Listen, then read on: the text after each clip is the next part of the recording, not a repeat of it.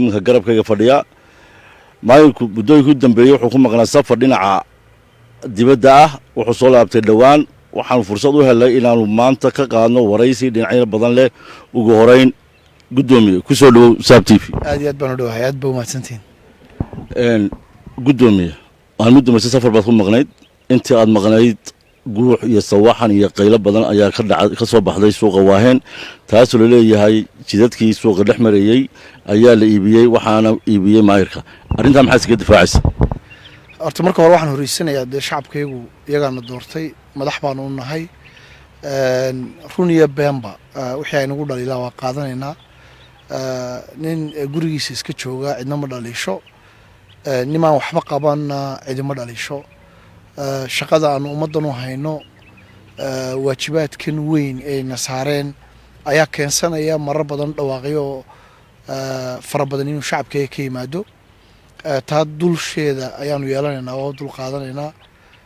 wixii hadal halkaa laga yidhi waxay soomaalidu tidhaahdaa bahasha beenta la yidhaahdaa ma waarto runtuunbaase ka daba timaada oo baabiisa runtu waxa weeye dhul ama wado suuqa Waaheen ku yaala oo la iibiyey ma jiro aniguna malaa haddaan ahay maayirkii caasimadda ma ihi qofkii loo tuhumi lahaa ama lagu dhaliili lahaa inuu dhul iibiyey ama wado iibiyey caqliga wanaagsan haddii qofku uu si fiican u fikiro oo uu islaam yahayna wuu arkayaa inaan wax dhuloo la iibiyey ama aan iibiyey inaanay jirin sababtoo ay tahay waxaa laga hadlayaa 12 qoys oo la yaqaano magacyadooda la yaqaan reer Hargeysa way yaqaanaan reer Soomaaliland way yaqaanaan oo suuqa Waaheen dhulku lahaa siday suuragal u tahay qof aniguba aan makhraati u ahay inuu Waaheen dhulku lahaa oo anigu u qirsanahay intuu ii yimaado inuu lacag siiyo oo dabatana igu dhaahdo halka guryaha ka dhis aqliga wax galaya oo suuragal maaha waan ka xumahay in halka ay gaadho ummadu tuunka inta leeg uu galo aad iyo aad baan uga xumahay waxaan si ummadayda u sheegaya markaan leeyahay baa run weyna runtii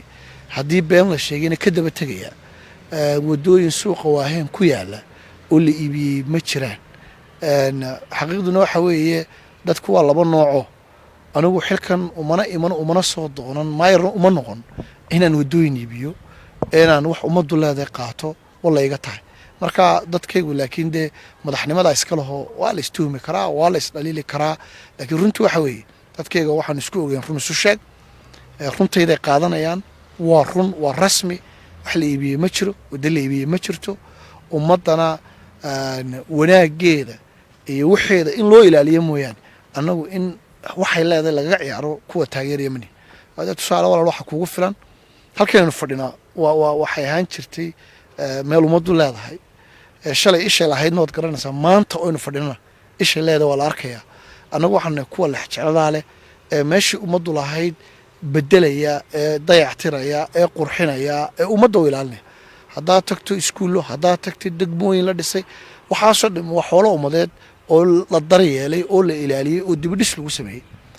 waxaa kaloo iyaduna dee nin inuu wax ummaddu leedahay qaata doonaya ma sameeyo dadaalka socdoo kale ma sameeyo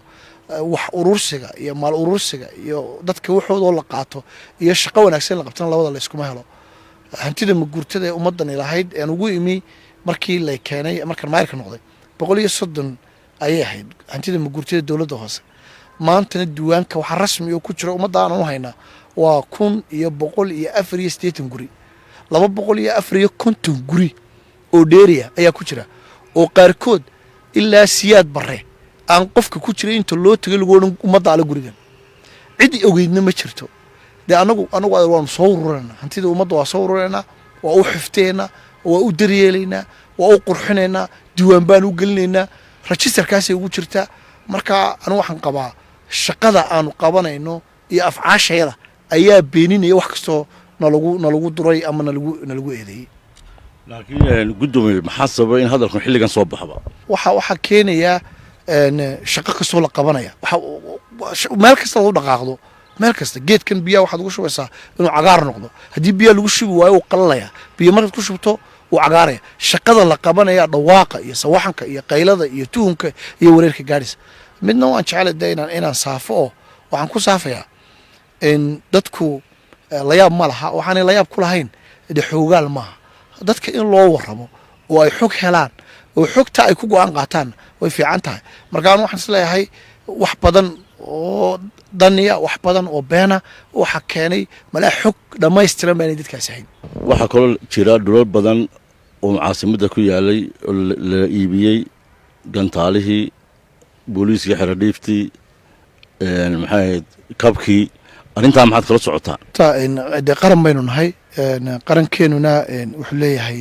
structurekeena dawligii uu dhisan yahay shuruuc baynu leenahay hantida qaranka marka la iibinayo qof gaari ma iibin karo habraac bay leedahay lagu iibiyo hantida loo maro habraacyada hantida qaranka marka habraaca iyo siyaasadaha qoran loo raaco guddiyay leedahay guddiyadaasaa awoodda leh iyagaa iibiya anu xubin kama ihi guddiyada xubin kama ihi marka dee hantida qaranku habraac bay leedahay annaga marka warqadaha hanti qaranku lahaa qof lagu wareejinaya markayna soo gaadhaan nidaam iyo wadda ay soo maraan ayay leeyihiin kuwaasaanu hubinaa waan jeegaraynaa markaanu hubinno in habraacii la maray markaanu hubinno in stebiskii loo baahnaa ay soo martay markaanu hubinno in xafiisyadii annaga awoodda u lahaa inay noo soo gudbiyaan ay noo soo gudbiyeen markaanu hubinno in dokumentkii loo baahnaa ama hantida qaranka ee la iibiyey in dee khasnada dowladda rasiidhadii iyo wixii lagu iibiyey ay ku lifaaqayiin annaga inta aanu ku leenay waxa weeye faylu samaynta qofka marka qofkana dee muwaadinkaana ee qaranku intuu habraaca maray uu ka iibiyey meel ummaddu lahayd anagu dowladda hoose haddaanu nahay awoodu ma lihin sharciguna nama siinayo inaanu qofka dulmino oo aanu hor istaagno oo aanu u diidno haddii dee taa aanu samaynana dee qaranjab weeye qarannimadii baad maarata meel kaga dhacaysaa haddii dee qaranku uu shuruucdiisa imika u taallo wax ka bedelaye hantida qaranka marka la iibinayo dee waa wax kale laakiin imika nidaamkaasaa la maraa dowladda hoosena warqaduhu sibay ku soo gaadhaan wadday soo maraan sharcigaa markaanu eegno aanu hubino inuu dhammaystiran yahay qofka muwaadinka filkaanu samayno laakiin dhulka caasimadeedu kuma inaan mas-uul ka ahayn wallaahi dhul badanoo caasimadda ku yaala oo xerarku dee ay sheegeen inaanaan haddaan dowladda hoose nahay annagu aanaan maamulin ayaa jira qaranku horta marka horeda waa isku mid qarankuna laakiin xerarkiisa xadad kala sameeyey waxaanse ogahay mararka qaarkood in dhul dowladda hoose lahayd dowladda dhexe u baahato waxaa kaloon ogahay mararka qaarkood in dhul dowladda dhexe lahayd annagu aan u baahno matalan imika halka laga dhigayo madxafka laga dhisayo waa xafiiskii degmada 16 juun laakiin imika ummadda dowladda dhexe u baahatay madxaf baa laga dhisaya matalan markaan u baahnay maxamed mooge inaanu degmo u dhisno waxaanu weynay dhul weyn oo ku filan degmada ku dhex yaala wasaaradda waxbarashada ayaanu ka qaadanay halka imika ay degmadu ka dhisan tahay matalan mashruuca yaree beerta nasashada carruurta oo aanu baahi weyn u qabnay oo pilot project ahaa oo la tijaabinayay oo haydinala qabanaysay magaalada gudaheedan sokana la doonaya inuu ku yaallo meeshii ku habboonayd baanu u weynay waxaanu ka dalbanay wasaaradda dhallinyarada ciyaaraha garoon wasaaradda dhallinyarada ciyaaraha diiwaankeeda ku jira ayaanu ka goynay dhulka laga dhisay marka mararka qaarkood dee dhulka dowladda hoose gacanta ku hayso iyo dhulka dowladda dhexe gacanta ku hayso way isdhaafaan qarankuna sidiisa wadda waa hal qaran oo laba qaran ma kala dowladda hoosena maaha dowlad madax bannaan oo aan qaranka jamhuuriyadda somalilan aan ka mid ahayn dowladda hoose waxay ka mid tahay qaranka jamhuuriyadda somalilan shuruucda qaranka jamhuuriyadda somalilan lagu maamulaa shuruucdaasi dhammaantood way isfasirayaan oo sida dowladuhu ama dowladda hoose dowladda dhexe ay accountable ugu tahay ama dowladda hoose markay wax uga baahantahay dowladda dhexe ay xeerar baa jidaynaya say u wada shaqaynayaan marka dee xeerarkaasaa lagu wada shaqaynayaa dhulka qaranka iyo hantida qaranka ee ummaddu leedahay ee caasimadda ku taalana qaranku wada ilaashanaya qaarkood dowladda hoose ayaa gacanta ku haysa qaarkood dowladda dhexe ayaa gacanta ku haysa xeerarkana sidaa maarata iyo shuruucda ayaana saa dhigaysa dowladda dhexe dhulkayga way u baahan kartaa annaguna dhul dowladda hoose dowladda dhexe lahayd waanu u baahno waanu ka qaadanay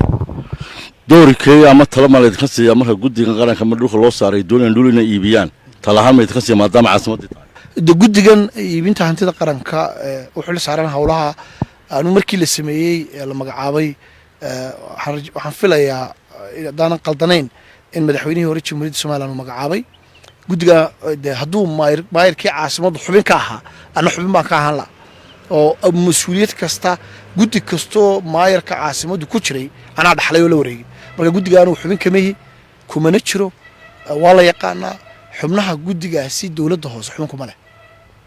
laakiin dad badan oo sidaad wax u ogtiin aan u ogeyn waxay leeyihiin wixii caasimadda maayirku mas-uul ka yahay waa inuu isagu ilaaliyaa oo mas-uuliyaddeeda qaataa taadu sad arag horta guud ahaan iska daa hantida qaranka ee dowladda hoose gacanta ku haysee hantida dowladda dhexe gacanta ku haysa ayaanan dayac u ogolayn waayo waxay hantidaasi ku taallaa caasimadda jamhuuriyadda somalilan dadkeenana waxaa ka maqan halkani waa xaruntii xukuumadda jamhuuriyadda somalilan qarankeena waa halku fadhiyey wey marka caasimaddu marka la maamulayo maayarka maamulaya keligii intuu halkaa istaana keligii maamulaya odhan maayo waayo government seatkii wey amnigeeda horumarkeeda maxaan ku rahdaa hantida taalla ee faraha badan mararka qaarkood hantida taalla qarankaa wada maamulaya qaar anagu gaar u maamulayna anoo jiraan waxaana arrimaha keensanaya meeshale inay tahay caasimaddii jamhuuriyadda somalilan qarankuna yahay mid quraata dadku hadday dee u fahamsan yihin inaynu nahay dowlado kala madax bannaan dowladda hoose ee hargeysa waxay ka mid tahay qaranka jamhuuriyadda somalilan shuruuc baana sheegaysa sida ay xukuumadda accountable dowladda hoose ugu tahay shuruuc baa sheegaysa siday dowladda hoose ula shaqaynayso dowladda dhexe shuruuc kalea sheegaysa dowladda dhexe sida ay ula xidhiidhayso ama ula shaqaynayso dowladda hoose marka hal qaran baynu nahay dadku xaq bay leeyihin su'aalaha sudaan waayo tiifiyadeena kama baxaan siyaasad baa dadka lagu dawaqeeyay shuruucdeenna looma akhriyo shuruucdeenna lama baro dadkan dowladnimadani se u shaqayso looma sheego institutionska dowladiska xuduudahay kala leeyihin looma sheego markay wax kala galaan sida shuruucda lagu maamulo looma sheego markaa dee dowladnimadeen o dhan baa u baahan wacyigelin badanba hata la idinka filayo markaysow inaydaan 24 saaco waraysi siyaasadeed iyo su-aala adadag uun dadka la soo hor fadhiisanay inaad mararka qaarkood dadka tacliimisaan oo waxbartaan oo wacyigooda dhistaan oo dowladnimada fahamsiisaan oo dowladdu se u shaqaysa fahamsiisaan oo structureka dowliga somalilan siduu iyo fahamsiisaan idinkaa laydinka rabaa arrimaha dhulka inanka weli kusoo dhex jirnaa gudoomiye maysleeda waxaa la iibinaya dhulka caasimadda ah hadday birito eedayn ama dhibaata ka timaado mas-uuliyaddeeda qayb baad ku yeelan karta wallaahi u malayn maayo oo waxaanan ugu malaynayn dee shuruucda lagu iibiyo hantida qaranku inuu xubinna kama ihi xubin kaloo golaa deegaankana xubin kama aha guddigana guddi imaka jirtay maaha dee waa guddi weligeedba soo jirtay meel aan ummaddu lahayn oo waxaa daar qurux badan dee hargeysa ka dhisanay waa dhul ummaddu lahayn taladana dee qaranka xukuumadda hadda inoo maaratay inoo dowladda aabahee xukuumadda inoo aabaa dee loo dhiibay go-aamada qaranku gaadhayo ee qaranku gaadho anigu haddaanan ka mid ahayn guddigii halkaa fadhiday ama aanan ahayn kuwii saxeexay aan wax dambiyan ku yeelanaya ma jirto gudoomiye suuqa waahayn waa kii dhiman buuq ka kacay in badan hadalhayn baa ka jirta horta suuqa waahayn yaa maamula su-aashaasna iyaduna waxay noqonaysaa inaan dib ugu noqdo markii suuqa waahayn gubtay dowladda hoose shaqo weyn oo baaxad weyn bay qabatay wax aad runtii waddamada adduunka markay dhibta noocaas oo kale dhacdo dee waxa weeyaan mudday qaadataa annaga dowladda hoose inaanu saytkii kaleergarayno soo xidhno muddo kooban ayaanu shaqadaa ku qabannay markii hawshaasi bilaabantay ee loo gudbay stagekii ahaa dibudhiska iyo taakulaynta dadkii masaakiinta ahaa ee suuqa waahayn dhibaatada ka soo gaadhay waxaa timi hadallo ah yaa xaq u leh ee suuqan dibudhiskiisa dood baa timi wasaaradda hawlaha guud ay leedahay annaga ayaa mas-uuliyadda dibudhiska suuqa leh annaga doodaydana waxay ahayd dowladda hoose ayaa xaq u leh inay dib u dhisto suuqa waahayn dood badan ka bacdi iyo muramo badan ka bacdi waxaa madaxweynaha jamhuuriyadda somalilan go-aan ku qaatay inuu guddi heer qarana lagu maamulo suuqa waahayn guddi 5 xubnood ka kooban ayaa maamula suuqa waahayn gudoomiye waxa uu ahaa albani wasiirkii diintii awqaafta hore imakana wasiirka cusub baa gudoomiye u ah waxaa xubno ka ah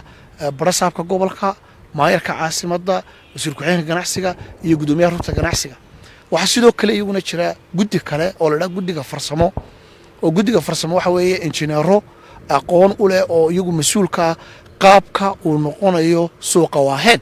oo markaasi waa guddiga ka shaqaynaysa suuqan inaanu noqon suuq haddii dhibaatadii oo kale dhacdo inaan suuq dhibtii ina gaadho kale aanayna gaadhin taas ka tala bixinaya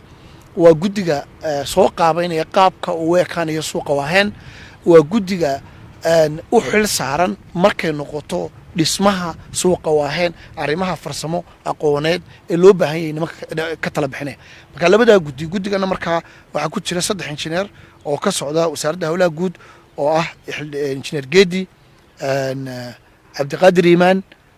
injineer xamari iyo 2 xubnood oo ka socda golaha deegaanka waa injineer Wawa iyo injineer Midey 5 qof iyo 5taas 10 qof ayaa maamula laakiin awoodda koobaad ee maamulka dib u dhiska iyo taakuleynta suuqa waahayn guddiga heer qaran ayaa maamula waa laga yaabaa mararka qaarkood in arrimuhu dadka ay murug ka galaan oo aanay u caddayn la yaabna dadku ma laho deel waxba looma sheegin dee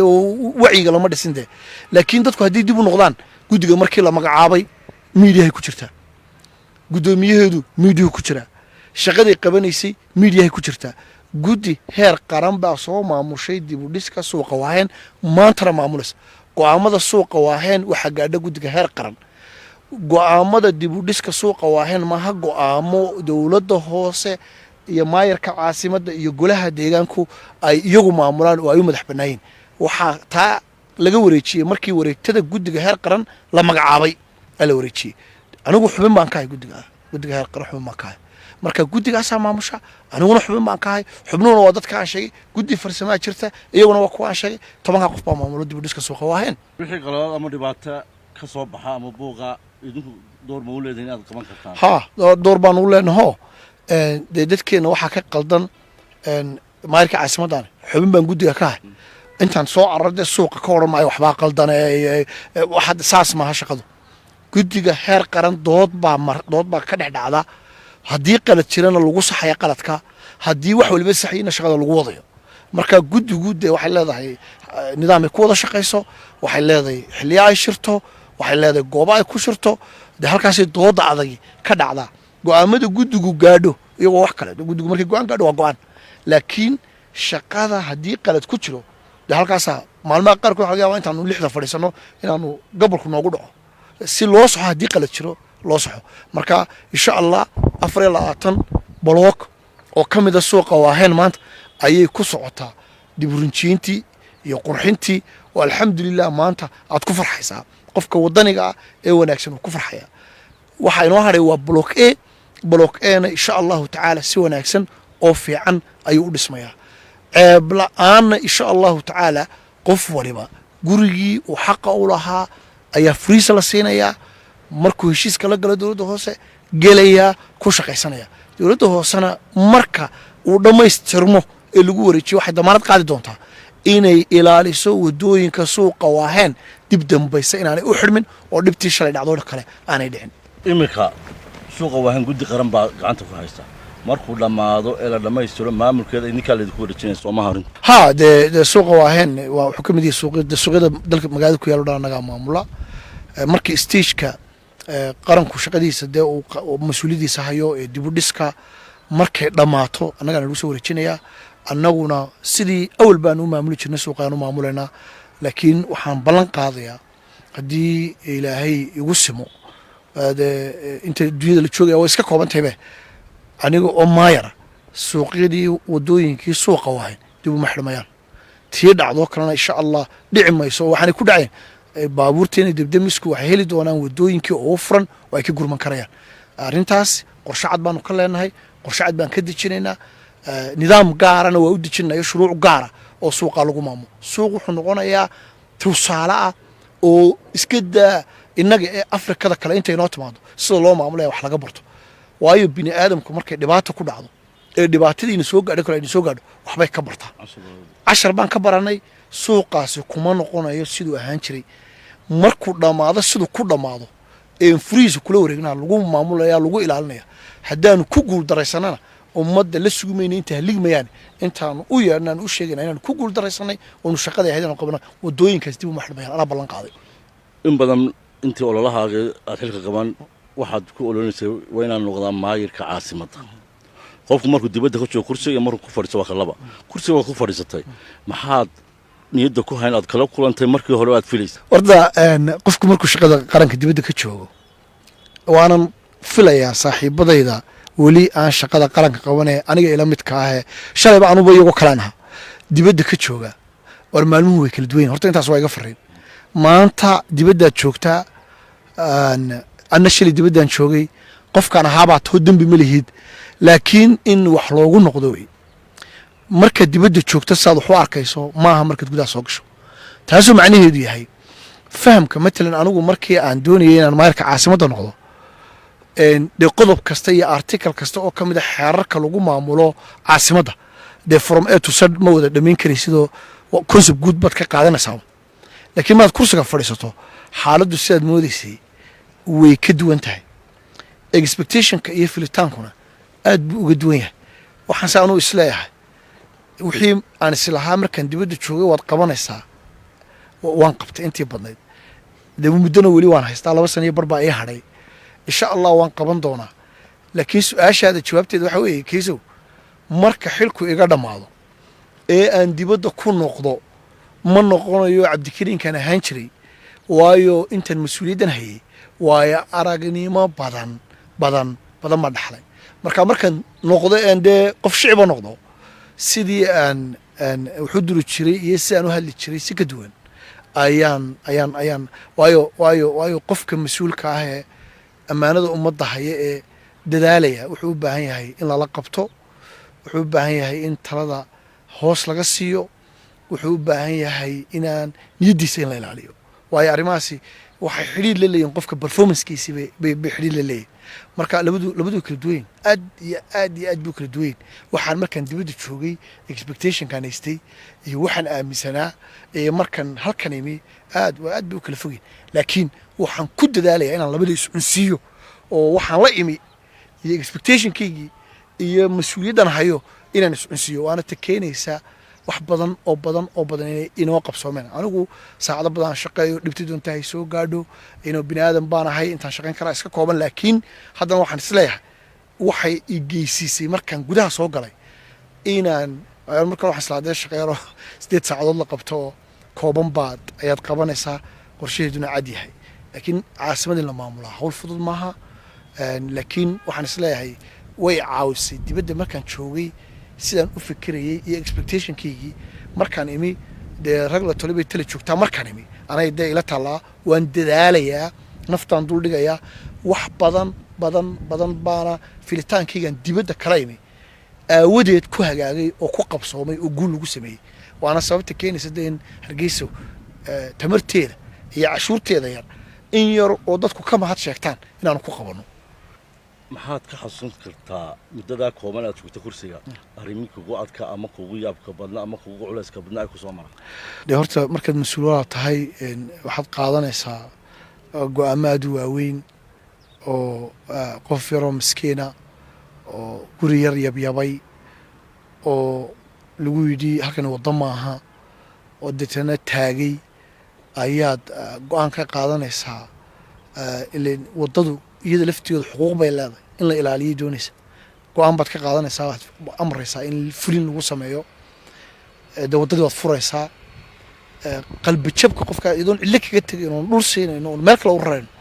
go-aamada noocaas oo kale go-aamo aniga aad igu culus wey markaas anu dadkana aad baanu jecelahay dadkuna intooda badan dad wanaagsan oo jecelo badan baa jira markaa go-aamadaasoo kale runtii way igu culusyiin waana badan yihiin oo dee aad baan u qaataa waxaa sidoo kale dee aanan doonaynaan microfoonka ka idhaahdo caqabaad fara badan oo ay tahay inaan na hor yaalla oo ay tahay inaan u dulqaadano u samirno waxaanaanu samirka iyo dulqaadka u samaynaynaa ummadayada waayo anigu kursiga uguma fadhiyo inaan madax ku ahaado uguma fadhiyo inaan dana aan leey ka fushado uguma fadhiyo inaan maal ka urursado kursiga waxaan ugu fadhiyaa ummadda awadeed marka adiga oo intaasba aan ugu fadhiyin ummadda ugu fadhiya haddana dhibaatooyin ciiddaa ka fara badan hortaada ay yaalaan oo markaad oday tahay eed magaalo maamulayso aanad mikrofoonka ka odhan karayn dee caafimaadkaaga saamayn bay ku yeelanayaan waayo waad liqaysaa adiga kugu noqonayaan marka ma doonayo inaan su-aashaas kuwooda ugu dardaran inaan halkan ka idhaahdo waayo mas-uuliyadda ay faraysa sidaa laakiin caqabaadka isoo maray aan u samray aan u dul yeeshay ciiddaasay ka badayin dee waana la noolaanayaayo taariikhdu way isqoraysaayo maalin baa iman doontaa taariikhda jabtaradeeda iyo buwaagteeda ama wax laga weydiinaya aan noqono ama anaguba dee aan ka warrano sideedabana mas-uulku dee markuu ummadda xilkeeda hayo wax fara badan baanay ahayn inuu sheego laakiin marka dambe madax banaanada dee qoraal ugu furan buug ugu furan oo uu ka sheekeynaya isagoo markaa doonay dadku inay casharo inay ka bartaan marka waan dheereeyey jawaabtee ma doonayo inaan challengeska iyo caqabaadkii waaweynaa ee adadkaa ee isoo hormaray ee aan u samray ee ka dul yeeshay inaan microphone ka idhaahdo ummaddana uma wanaagsana anigana shaqadayda uma wanaagsana markaa halkaasaan iskaga daynaynaa. gudoomiye intii aad joogtay hawl badan baad qabatay, jidad badan baad dhisteen, wax badan baa aad qabateen. marka laga eego dhinaca wadooyinka baninta jidadka, dad badan waxay leeyihiin lacagtan jidadka lagu soo dhisayo waxaad ku qabanaysaan cashuurtoodii maaha, waa dayn baan ka qaateen hay-adaha siiya. arrintaa maxaad ka odhan lahayd? reer Hargeysow iminkaan idiin sheegayaa, weligiina waan idiin sheegi doonaa. Hargeysana waxaan hore u ballan qaaday in lagu dhisaya cashuurteeda. wadooyinka laydiin dhisayaa waa cashuurtiinnii idinka laydinka qaaday. wadooyinka qaar annagaa dhisna, qaarna dad qandaraaslayaala baanu sinaa dhisaa. dadkaasi way og yihiin lacagtooda in looga soo saaro khasnadda dowladda hoose ee Hargeysa in looga soo saaro. taasaa caddayn u ah. iskuul kastoonu dhisayno lacagta gasha waa cashuurtii. MCH kastoonu dhisnay cashuurtii baa lagu dhisay. waddo kastoonu dhisnay cashuurtii baa lagu dhisay. geedadkan faraha badan ee dee haddaad isu geegeysada iyagaba lacag ciidda ka badana ee berri markay baxaan loo aayi doono waxaa lagu soo iibiyey cashuurtii ummadda. gaadiidka lagu shaqaynaya waxaa lagu soo iibiyey cashuurtii ummadda. dhismayaasha degmooyinka marka laga reebo degmo waliba inay bersent ku darsanayso in la dhiso degmo cusub 60% degmooyinka qaarkoodna marka dib u qalabaynta dambe iyo sii qurqurxinta lagu daro waxay tagtaa dowladda hoose inay leedahay 80% lacagta ku baxday degmada. lacagtaasina waa cashuurtii ummadda. hay-ad intay noo timi lacag noo dhiibatay ma jirto. haddii laga tegi waayo mashruuc yar oo climate change-ka ah oo dad masaakiina lagaga rarayo balliga daami, raridda lacagta ay hay'adaasi naga caawisay iyo lacagta dowladda hoose ay gelisay si dadka masaakiinta balliga looga raro tan noo gelinaa ka badan. dadkaas marka dee qofka odhanaya wanaaggan iyo waxaan socdaa kula cararaya hay-ad kula cararaya ee kula cararaya deen kula cararaya dee qofkaasi isagaa iscaayaya. annaga waxba nama yeelayo. waxaan leenahay qofkaas waar faan oo madaxa kor u taag, hargeysanimo ku faan, cashuurtaada ku faan. hargeysa waxaa lagu dhisayaa cashuurtaada. hargeysa waxaa lagu dhisayaa iskaashiga dadkeeda iyo cashuurteeda. nuxurka iyo jawaabtuna waa intaas. hargeysa waxaa lagu dhisay laguna dhisayaa cashuurteeda. dee boorkaanu meesha ku qoranay hay-addu miyay naga yeelaysaa? imikaysow intaasoo wadaan wadnaa boor baa ku yaala. waddada inta kilomitir ay tay baa ku taalla. dowladda hoose inay maalgelisaa ku taalla. hay-adda noo maalgelisay miyayna yeelaysaa inaanu saa u qorno? nama yeelayso. iskuulkan yar ee shalay aanu dayac tirnay ee quruxda badan ee la dhisay ee la wanaajiyey shalay hay-addu way ku qoranaysay dee iskuulka magaca iskuulka ku qoranaysay.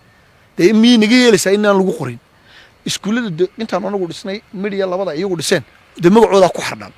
hadday shalay dhiseen iyo hadday sanadkii horeba dhiseenba. laakiin kuwaanu dayac tirnay annagaa dayac tirnay. annaguna dee maalan lahayn kubaana dayac tirnay. cashuurtii ummaddaanu ku dayac tirnay. ummadda waxaanu leenahay iscaayne aamina oo kuwa naga dambeeyana kula xisaabtama in Hargeysa cashuurteedu ay dhisi karayso inta doontaba ha qaatay. waxa weeye waxaanu ku dhisnay cashuurtiinii. cashuurtaan ku dhisnay iyaguna way og yihiin. laakiin dee wuu jira qof warxmata shiloo dhaliil wax walba ka dhigayo dee dhaliishu waa inuu meel kaa soo gala soo maha. laakiin annagu waxaanu u sheegaynaa boorarkayga ku qoran baa sheegaya waddadan waxaa laga dhisayaa cashuurtaadii way ku qorantay. haddii haydi noo dhiibtaa ma cid kalena siisade may naga yeelayaan. gudoomiye jidad fiican baad samaysay, in badan waad qabatay, in badan waa idii harsay. dhibaato kala jirta oo caasimadda gudaheeda ka muuqata. caasimaddii gaadiidku ku soo badanaya, baarkinadii iyo meel la dhigtaa ma laha. laamidii waa hagaagsan, waa dhisaysaan, saaqiyadii biyuhu weli waa dhiman yihiin. arrimahaas ma idiin muuqdaa? mid waa midoo horta waddo kastoonu dhisayna biyo mareenka waanu samaynaa. waa iyaga taasi waan saxayaa. waxaa kaloonu ilaa iyo xilligaad garanayso waa markii ugu horreysay taariikhda ee biyo mareenno biyaha dooxa geynaya la sameeyo. waxaa weliba faan u ah oo nasiib wanaag waa ummadda reer Somaliland iyo reer Hargeysaba in biyo mareennadaa lagu dhisaya cashuurtoodii. arrinta baabuurta soo faraha badanaysa waxay u baahan tahay siyaasado adag oo lagu maamulayo baabuurta soo degaysa. waddada lagaga saarayo kuwa aan u qalmin waddada inay sii maraan. nidaam loo samaynayo. shuruucdaasi dowladda hoose oo keliya ma samaynayso. shuruucdaasi waa shuruuc ka dhaxaysa xukuumadda iyo dowladaha hoose dadaalkeedii baa la wadaa doodaheedii baa socda shirarkeedii baa socda annaguna inta noo gaarka ah dib u habaynta basaska caasimadda tagaasida caasimadda arrimaha anagu gacantaanu ku haynaa shuruuc baanaanu gacanta kaga haynaa waa wadnaa arrinta baarkinka imika waanu xeerkii waanu baaskarayna baylowgii lagu maamulayay xaggeega laakiin shuruuc annaga iyo xukuumadda ay tahay inaanu laga wada hadlo oo laga doodo ayay u baahan yihiin in baabuurta lagu maamulo wasaaradda gaadiidka annaga ma garanaysaa inaanu doodina waa socdaan wadahadalka waa socdaa laakiin inta annagu aanu gaarka u leenahay dadaalkeedii waan wadnaa dee waanan kula qirsanahay oo baabuurta maanta hargeysa soo degaysa ama kuwa maraya sixmadda ay keenayaan hawawasakhowga ay keenayaan cimilada se u dhibaataynayaan waxaaso dhan waan kula qirsanahay laakiin dee rumo maalin keeta lama dhisin qaranku meel aad garanaysaa laga keenay maalinba meel baa la joogaa maanta waxaa la joogaa markii xal loo heli lahaa trafican dhibta ku ah cimilada iyo degan inuu qofku wuxuu u baahan yahay inuu environment degan ku shaqeeyo marka wadooyin wada xiran magaranaysa hoon garaacmaya bus iyo boor baabuurtu kicinayso waxaasoo dhan dee in shuruuc laga samaysto oo go-aan laga gaadho wixii dowladda ayaan ku xidhnaa waa wadnaa wixii cid kale nagaga xidhnaana waan wada wadnaa waxaan xasuustay 20 sano ka hor 2004 buucaad ka shaqeynaysa xilligaas waxaad ka shaqeynaysay mashruuc hafayo xafiiska afurkanisitay mashruuc dadka raashin loo qaybinayo xilligaa daadad oo bisteen baa waxaan xasuustaa subax hadda ayo kala raashibaad tuulo iyo deegaankiisa geynay waxay la yiri tiga warshaqaale qaata raashin kala idiisanay dega dadku way digan waxay xamaalaha noo raacay waayo baa tiri shaarku alla baxday adiga xamaalkii baa arinta ma xasuustaa waa xasuustaa arinta ma islahay waxaan uga socdaa maanta xamaalisa ma islahay maayirka caasimadda ayaa noqon doonta oo hawshan kala qabto maya ma filayno marka riyadayda kumay jirin laakiin waxaan maalintaa xasuustaa malaa 20 sano ka hor 2003 2004 abaaro xun baa ka dhacay bariga gobolka togdheer waxaanu raashin siin jirnay qoysas aad u fara badan ilaa 40 tuulo oo bariga burca ayaanu ka shaqaynaynay waa waxyaalaha aan leeyahay dadka waxba looma sheegin annaga oo dhibtoodii iyo dhibaatada haysata usoo gurmanay ayaa waxay filayeen maadaama raashin aanu sidnoonu hayadnahay inay waajib nagu tahay inaanu xamaal ka lacag siino marka waxay markii dadkii ugu adkaadeen yidhaahdeen nasiil lacagta xamaalka way ka fursan weyday anugu inaan macallin noqdo oo tusaale ku hogaamiye dadka oo anugu markaan xamaal noqdo oo marka quraateen xamaal noqday markaana ummadayda xamaal u noqday garbahaygaan ku raray raashinkii tuulo kastaana tuulooyin badan bay ahaayeen mid quraata dhibaatadaas igama dhicin tuulo waliba dadkeenu waa gob markaan 10 gadbood hore rogo 10 gadbood waxa ila rogi jiray oonan doonayaan hanka xuso cali shurani loo oran jiray oo darawal ahaa ayaa marka ay nagu adkaato ila rogi jiray markaanu rogno 10 gadbood ama 15 gadbood ugu horeeya dhulka markaan dhigno ayay dadkii deegaanku khajiri jireen asagoo inta waar fadhiga ka kaco masina la rogi jireen sidaasaanu sanado badan dadkii ku caawinaynay ku wada shaqaynay maalintaa maan filayn inaan mas-uuliyaddan ummadda u qaadayo laakiin waxaan filayay ummaddan doonayna anigana laygu soo tarbiyadeeyey inaan ummaddan u ahaanayo u adeege u ahaanayo xamaal xiliya xilla-aanba waana ta keenaysa markaan maayirka ahaana markaan maayirka ahayn inaan u shaqaynayo markii aanan maayirka ahayna dad badan oo noloshooda anigu aan gacanta ku hayay maanta ima haleelaan ima soo gaadhaan ima arkaan waan ka mashquulay maalintaasna dadkaygaan u xamaalayay markaan suuqa joogay dadkaygaan u shaqaynayay riyadaasi tayda ahayd aan ummadayda u shaqaynayo laakiin maayirnimaad ugu shaqaynaysaa maalintaa kamaan fikireen ilaahayse waxaan ka baryayaa in maantana ilaahay baa igu simay maalintaa oo 20 sano ka soo taa maayirkoodii ahay in ilaahay intaan caafimaadka qabo inuu xilliya xilla-aanba inuu ilaahay iga dhigo kuwa ummaddan u shaqaynaya ee ummaddan u adeegaya ee u ururinaya ee u ilaalinaya ee maalin walba waxay ku farxaan u samaynaya dad badan waxay tilmaamaan marka cabdikariin ama maayirka caasimadda culays siyaasadeed dusha ka fuulo wuxuu baxaa safar dibadeed u soo dejiyo arrintaa maxaad ka odhanahay walaal arrintaas waxaan ka odhanayaa horta 2 sano iyo 5 bilood aan shaqaynaya hadda shaqo mooyaane door dhaweyd doorkan imaka aad su-aalaha iga weydiinaysa buuqa iyo qaylada aad sheegaysa ay dhacday ayaan wax dantayda ah u baxay wax dan aniga iyo shaksi oo cabdikariina ayaan u baxay inta kaloo dhan shaqo umadeed iyo mas-uuliyad umadeed ayay ahayd dowladda hoose waa institution weyn shirar badan oo caalamkaabaa lagu casuumayaa kulamo badan oo caalamkaa lagu casuumayaa imakaan hayaa qaar kaloo fara badan maayare adduunku hadda ay casuumaan gacanta ku hayaa dee ummaddan marka maayarkeeda la casuumaa shaqaduu ka mid yahay anigu shaqa dowlad hoose waxaan ahayn hal mar baan baxay inta kaloo dhan waa shaqa dowlad hoose ilaahay baa amuuraha maamulaya berri haddaan baxo markaan saa u baxo dhibaata dhacdo institutionka in la idhaha maayarkaa maqan maaha maayar ku-xigeen buu institutionku leeyahy xogayuu leeyahy agaasimayaal buu leeyahy guddoomiyaal degmuu leeyahy aniguna waxaan doonayaa inaan sameeyo institution aan qof ku dhisnayn oo shaqayn kara aniga la-aantay iyo joogidaydaba shuruuc ku shaqaynaya marka dee dadku way odhan karaan arrimahaas laakiin markay ugu xumayd hargeysa markay ugu qaraadhayd mudaharaadkii dhagax waan wada dhex taagnaa kuwii xalinayaan ka mid ahaa markaa dee anu garar maayo goorta dhib ummadaydan ku soo socota anigu markaan ogahay in dhibi beriya saada ma dhacayso anaaba kansalaya flightkeega laakiin anigoo dee maqan oo shir dhex fadhiya haddii dhibi dhacdo dee u malayn maayo inay eed noqonayso in laygu duro dhibtu ka maqnaa ilaaha keenay dee mihi ilaahay baa qadarka maamula laakiin arrimaha dowladda hoose ay u xil saaran tahay haddaan shaqo kaga maqanahay waxaa jooga madaxdii kale maaha in qof la tabo hadda oon kula fadhiya shaqada waan wadaa berri haddaan shaqo kale u baxo maayar ku-xigeenka xogayaha agaasimayaasha ay guddoomiyaasha degmooyinka shaqada inay qabtaan maamulkii waan daadijinay heer degmaan u daadijinay marka shaqo qof ku dhisan maa shaqada dowladda hoose waa shaqo aanu structure u samaynay nidaam u samaynay siyaasada cad u dejinay maa ku maamulo haddaan billay waayo dowladda hoose inay tabti maaha macnuu waxa weeye system baa shaqaynaya qof ma shaqayn maayo gabagabadii baan ku jirnaa waay guddoomiye wataa buuq badan ku jira wataa wax badan jireen maxay tahay fariinta aad bulshada caasimadda aad maamusho adoo fursaddan ka faa'iidayso aad maanta u dirayso shacabkayga waxaan u sheegayaa in dadkayga dee dalkooda in loo dhisaa waddana dantooda in loo ilaaliyaa waddana magaaladoodan yar ee ilaahay ku abuuray ku noolaanayaan in loo dhaqaaleeyo oo loo wanaajiyo oo loo qurxiyo ayaa u dana annagu waddadaasaan haynaa waxaa naga go-an inaanu magaalada idiin dhisno cashuurtiina idinku dhisno waxaa naga go-an inaanu daacad idiin ahaano waxaanu ku dadaalnaa inaanan waxba idinka xumayn shacabkayga kol hadday haystaan ballantaydii ahayd maalinta aan arko ina aanan sii wadi karayn maalintaan arko inaan wax idinka xumaynayo maalintaan arko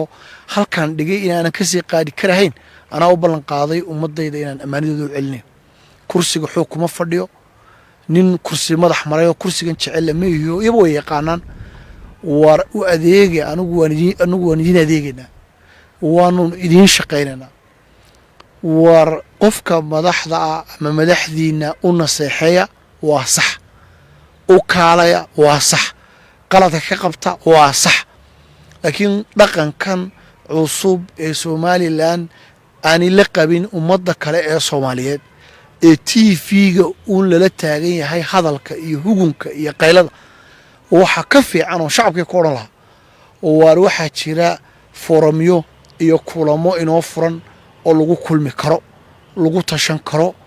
waxaa qoonsataan nagala hadli kartaan idinku dhegaysanayno go-aan ku kala qaadanayno iyadoo intaas oo forum idiin furay nimanka kaysow qoladii halkan waddada istaagtay ee adbaad sheegaysa ee waxay doonaan yidhi haddana maalmihii ku xigayso maahan guddiga heer qaran iyo wasiirka arrimaha gudaha may hor fadhiyeen soomaalin walbana lama shiraan dee markaa qarankii albaabadiisii daaqadihiisi way ku furayn taladaadii waa la dhegaysanaya consenskaaga iyo dareenkaaga waa la maqlaya codkaaga waa la dhegaysanaya waa maxay dhaqankan microfonku cararkii mar ayna ka fiicnayn in ummaddan yaa u shaqayn doona kaysow haddii qof kasta imanka haddii maalin kasta qof halkaa la soo istaago uun beerta xorriyaddaa la iibiya waatan haddaan imanka fadhino dowladdii hoosaa la iibiya haddii waa xafiiskan imanka ka soo baxay degmadii baa la iibiyey dee degmadii haddii waa taymaka lagu shaqaynayo oo yaa iibiyey waxaa iibiyey hebel dee qofkani xidid buu leeyo xigaal buu leeyo hooyuu leeyo waalid buu leeyo huq iyo haqbadda way qabaan marka inuu qofkii mas-uulka ahaa intaaba lagu durayo in la hubsado anaa qaba cabdikariin axmed mooge haddii ama qof mas-uul kale caddeeyma u haysaan in lagu caddeeyo isna xaq wuxuu leeyahy inuu iska difaaco laakiin qofka madaxda ah in loo naseexeeyo oo wuxuu qofku tabanayo uu yimaado idhaa war waxaan iyo waxaan baan tabanayaa talo qofka hayaa taladan baan hayaa ninka siyaasiga isaga odhan maayo waxba naseexa iyo laakiin waxaan leeyahay dhaliishana sheeg xalkana raaci ugu yaraan dhaliishaadana waan dhegeysan xal waxaad u aragto imanka nin weynoo siyaasiya intuu suurso aniga haddaad waraysadii dib ugu wada noqoto mid aanan tala raacin jirin ma jiro mid aanan tala raacin jirin dhaliishana waan sheegi jiray talana waan dhiiban jiray oo ugu yaraan si aan u dhegeysto dhaliishaada dhaliil uun hala soo taagnaane cirdiga iyo sharafta qofkana ilaali dhaliishana sheeg taladana raaci oo waxaa tahdaa waxa aan dhaliilayo waxaan u arkaa in sidaa iyo sidaa iyo sidaa in lagu saxo marka waxaan ku khasbanaya ana dhaliishaadana inaan maqlo taladaadana inaan weelayo oon qaato hadday i anfacdo ummadda anfacayso inaan weelayo haddaan u arko mid aan anfacayna dee markaa ugu yaraan inaan dersay oon rogrogay oon ka fiirsaday ay timaado markaa shacabkeyga waxaan odhan lahaa war arrimaha dowladda hoose maaha waxaan odhan lahaa ummaddanay t v-gana taagan tahay iyo sodohdii inantii suldaankii caaqilkii siyaasigii you name it ummad t v wada taagan oo isku wada maqan dee ummad dhawaaqaasi ummadda ma midaynayo dildilaaca dalkeenna maanta yaalaan waa waxaa dadka dhagahoodu maqlayaan tviyada ka baxaya raggay ahayd dildilaaca inay tolaan ay ummadda mideeyaan ayaa t v-ga uun dee taagan maana waxaan dadkayga odhan lahaa war waxaanaa maqlaysaan iska shiila rogroga ha noqonina dhawaaq kastoo maqlaan kuwii rumaystaa aad u dabagala aad u baadha ogaada markaad gunta soo taabataan waxaa hubtaanoo caddayn leh ummadda horkeena waxaa taadaan caddayntan iyo taasaanu haynaa ila wixii cadbacade intaasaan iyagana ku odhan lahaa daawadal intaasi waxaan ku soo gabagabanaynaa waraysigii gaarka aanu la yeelanay maayirka caasimadda hargeysa cabdikariin axmed mooge waraysigaas oo aanu maayirka wax kaga weydiinay arrimo dhinacyo badan leh intaynu ku kulmayno kaloo kale waxaan idin lenahay dhammaantiinba sidaas iyo nabad gelyo aad ba madsanta